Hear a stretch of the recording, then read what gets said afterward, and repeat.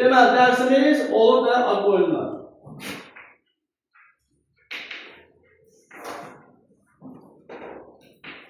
Aqoyunlar. Bunlar deməli, Oğuz türküydülər və bunları adlandırırlar Bayandurlu. Azərbaycan ərazisində yaşayan, Arazdan şimalda, cənubda, indiki Ermənistan ərazisində, Naxçıvan ərazisində, Qarabağ ərazisində yaşayırdılar. Göyçə göl ətrafında yaşayırlar, indiki Ermənistanda. Monqolların 13-cü əsrdə yürüyüşü nəticəsində bunları qərbə doğru çəkirlər. Yəni Şərqi Anadoluya, Dərzi və Fərat çaylarının yuxarı axarlarına doğru çəkilirlər. Bunların ilk partisi, bizə məlum olan ilk partisi olur Pəhləvan bəy. Buna aiddir. 14-cü əsrdə Tayfa İttifaqını yaradır.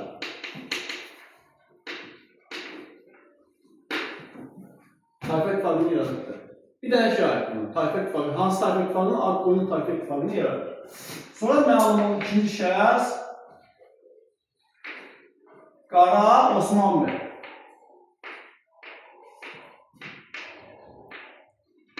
Hakimiyyəti 1394-1434-cü il. Qara Yusufun dostluğunu qəbul eləməyəndə yolu olan. Yolu olan, hə. Qaraqoyun dərsində Qara Yusuf'dan danışanda ki, onun sülh və ittifaq təklifini rədd eləmişdi Qara Yuluq Osman bəy, o həmən Osman bəydir. Orada yoluq yazırdılar və mən demiş yoluq. Orada yazmıyor yoluq söhbətini, amma o elə həmən adamdır. Buna aiddir bir. Aqoyunlu bəyliyini yaradır. Bəs Qaraqoyun bəyli kim yapmışdı? Qarayol Məhəmməd. Bəyək demişəm, kətçiğin 10 ili var. Bayram Hoca. Mən feodal hakimliyi Məhəmməd. Yox, mən bəyli dedim. Hə, fərqli yox, onda ziddiyyət var, kitabda. Bəyli Bayram Hoca yaradır. Mərkəzdə Diyarbəkir şəhəri. Türkiyə ərazisindədir də. İki, hə. 2. Adına pul kəsdirin. 3.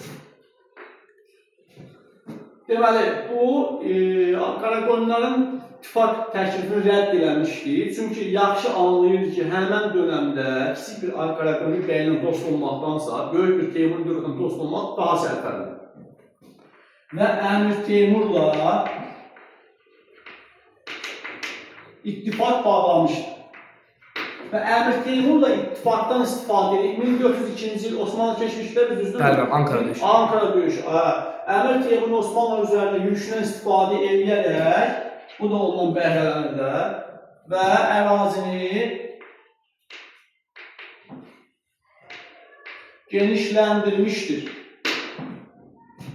Qarayolu Osman bəydən sonra Tayfa İttifaqının başına, bəyliyin başına, indi bizdə onlar yoxdur. Əli bəy 34-dən 44-ə qədər, 44-dən 53-ə qədər Cahangir qan çəkilir.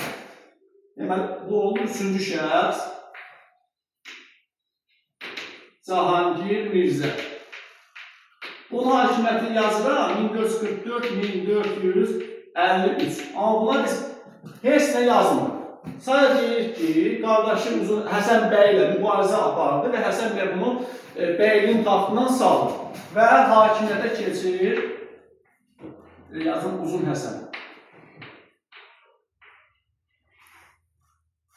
Uzun Həsən hakimiyyətini yazır 1453-1468. İndi kitabda kimlər izləyirlərsə, deyərlər ki, mənim 78-dir, bəli, mən sənə razıyam. Dövlətin başçısı olur. 53-dən 68-ə qədər mən Qaraqoyun nizamiyyə demişdim. 53-dən 68-ə qədər bəyliyin başına durdu. 68-dən 78-ə kimi hökümdar kimi, Aqoyunlu dövlətin hökümdarı kimi var. Qara Yusuf'da o məsələ var idi. Deməli, buna aiddir nə? 1. Trabzon krallığı ilə, Xristiyan krallığı idi. Bunlarla ittifaq, qohumluq yaradır. Eyni zamanda qohumluq əlaqəsi də var idi. Trabzon krallığının qızı ilə evlənmişdi. Onun adı əvvəlcə Fyodor idi, xristianlardır. Sonra isə İslamı qəbul edəndən sonra müsəlmanlar ilə gəldi, Allah qoysa. Adı oldu Dəstinə xanım. Və bu qohumluq və ittifaq, yəni əslində qohumluq ittifaqı möhkəmləndirmək üçün bir şeydir. Yadınıza gəlir də biz Cavanşirdə də bunun haqqında danışmışdıq. Demək, bu ittifaqdan istifadə edərək Qara dənizə çıxış əldə etmişdir. Qara dənizə çıxışı var. Qara dəniz vasitəsilə Avropa dövlətləri ilə ticarət əlaqələri saxlayır.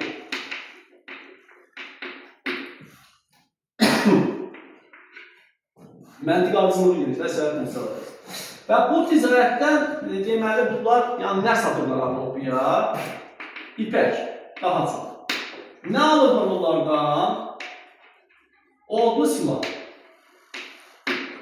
Çünki Avropalar odlu silahı kəşf eləmişdir, ixtira eləmişdir daha doğrusu. Bizdə elə şey yox idi. Biz nəyisə satıb, pul verdik, onu alırdıq və orada istifadə edirdik. Yenilik də orada. Və ümumiyyətlə, Uzun Həsən Avropa dövlətləri ilə geniş əlaqə saxlayan ilk